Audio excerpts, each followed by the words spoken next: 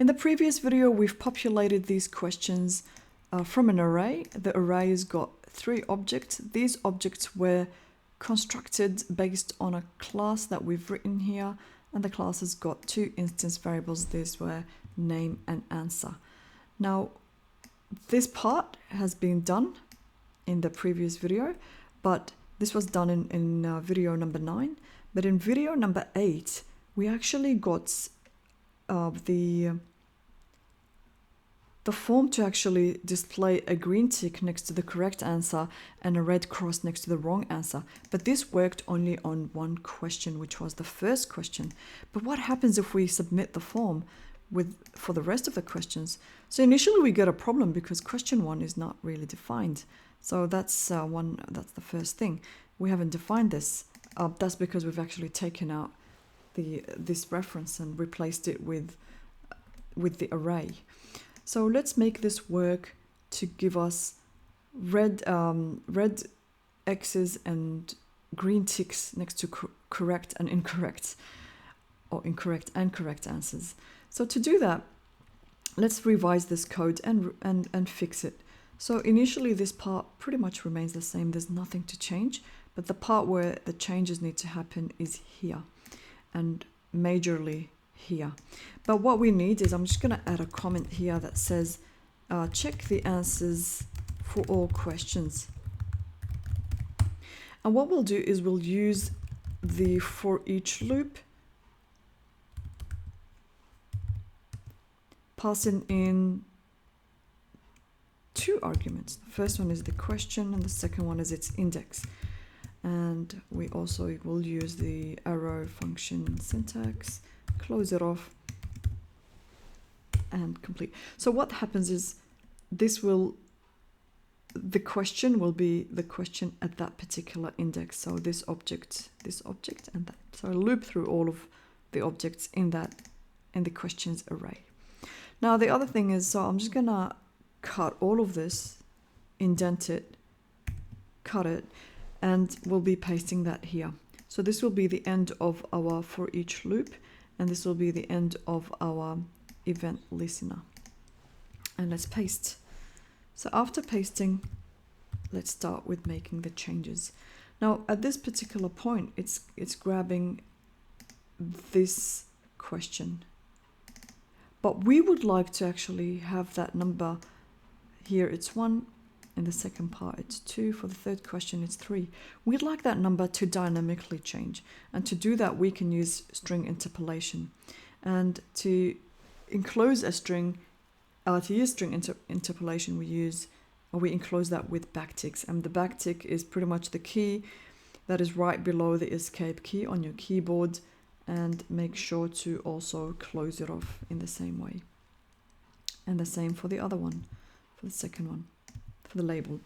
Now this is the part that we'd like to dynamically change. So we'll put a $sign and a curly brace, and we'll put in the end, so the end of the curly brace. Now we don't want it to be 1. We want it to start from 1 and then 2, then 3. So it actually will be the index plus 1. So that's the best way. So index starts from 0 because the indices of the array starts at 0, 1, 2. And so we want that to be index plus 1. So it'll be 1, 2, then 3. And the same thing. So we can literally just copy this part and put it right here. And that's it.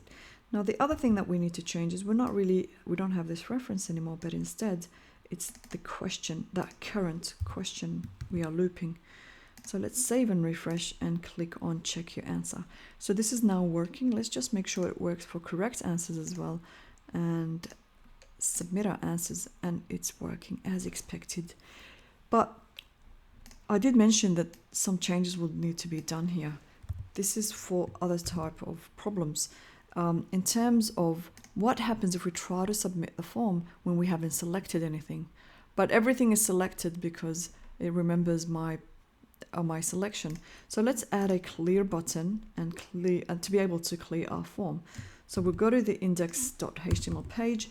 I'm going to duplicate the button And instead of submit, it's just going to be a normal button. And we'll change the text on our button to say clear. Let's save and refresh.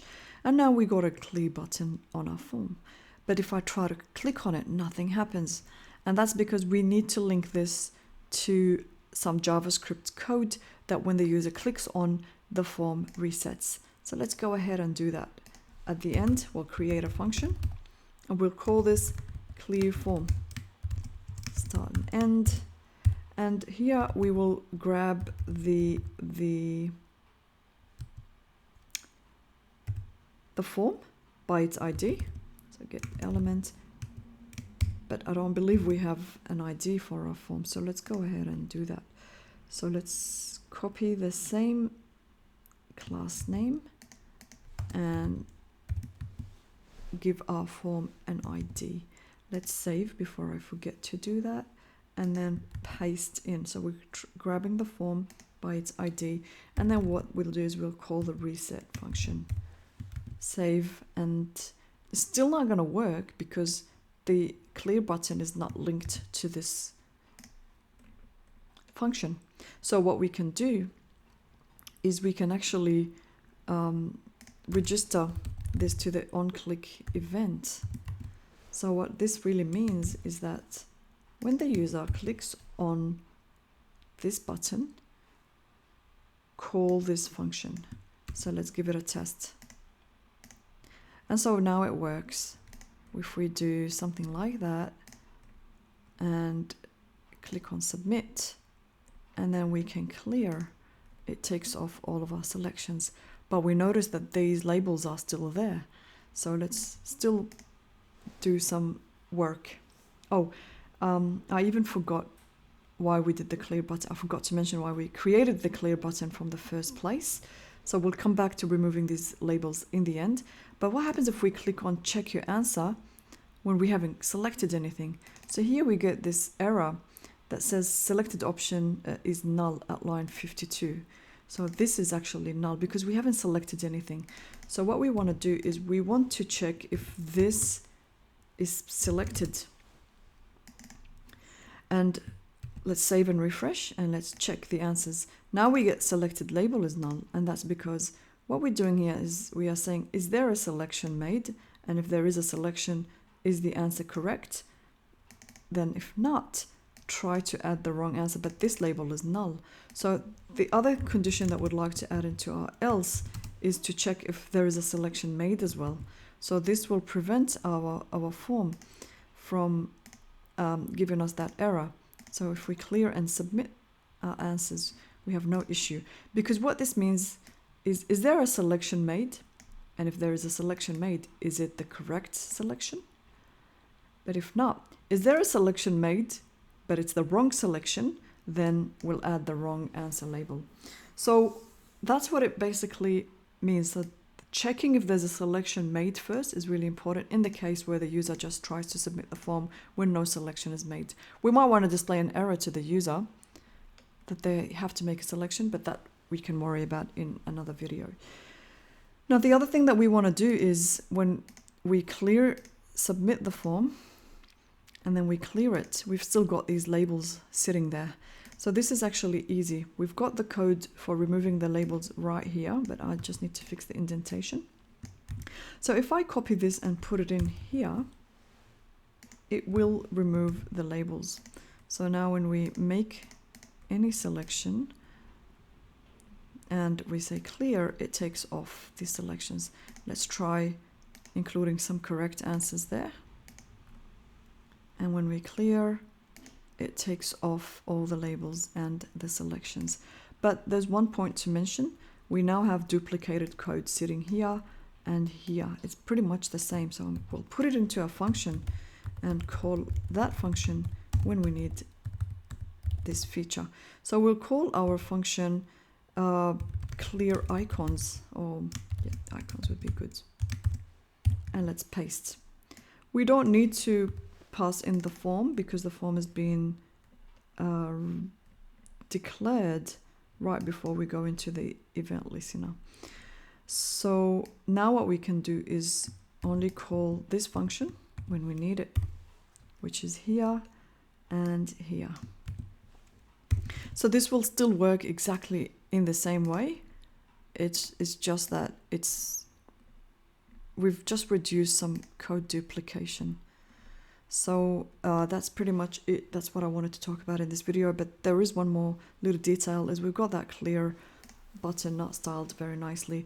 This is a CSS topic, which I might cover in another video, but since we are here, and if you're interested, we can do this really quickly. What we'll do is we'll add a class here, and we'll call this clear button, and I'll copy that class, that name, and let's go to our style, and I'll just paste it in for now.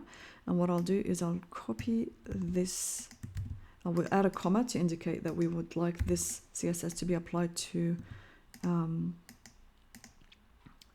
different elements. So we've got that button, and then over here it would be a dot without the quotations. I don't need the quotations.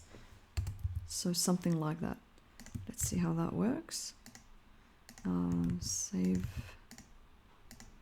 Okay, but we haven't got the hover effect, so we can also add the hover effect.